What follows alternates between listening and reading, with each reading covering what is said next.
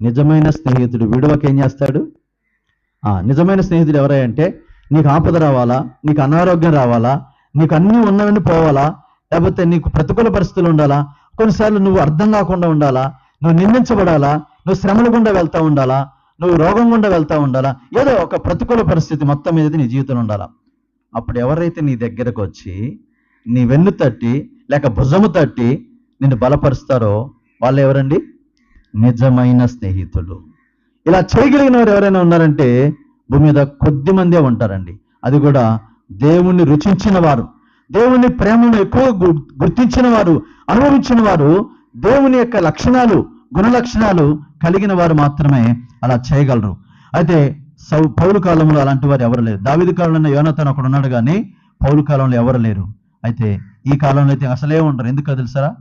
పౌలు చూడండి, అది తిమోతి రాసిన పత్రిక 3వ అధ్యాయం